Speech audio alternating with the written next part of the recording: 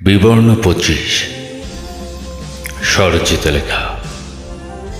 দেশের প্রথম নারী প্রধানমন্ত্রী বেগম খালেদা জিয়াকে স্মরণে বিনম্র শ্রদ্ধা।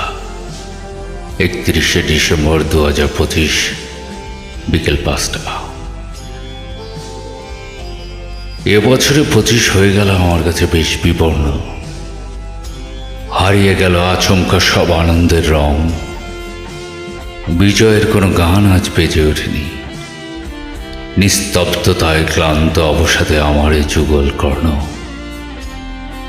কোনো অজানা ঠিকানায় হয়তো ঘুমন্ত বাংলার স্বপ্নের সোনালী স্বর্ণ।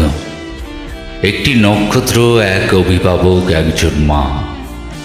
তোমার বিদায় সমস্ত কষ্টের রক্তক্ষরণের ব্যথা মুমূর্ষ করছে আমার এই চঞ্চল মন। তোমার এই সত্য চিরপ্রস্থান, এর শূন্যস্থান জানি এটি পূরণ হবার নয়।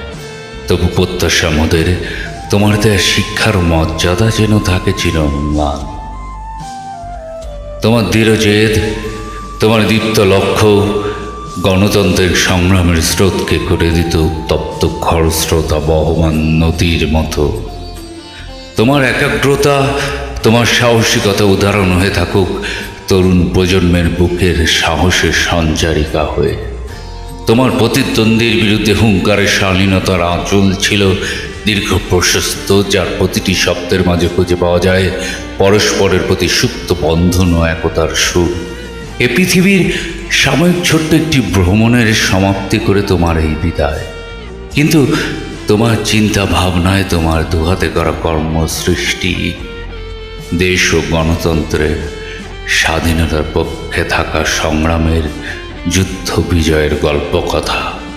এই লাল সবুজের 2,64,000 বর্গ মাইলের বাংলাদেশ,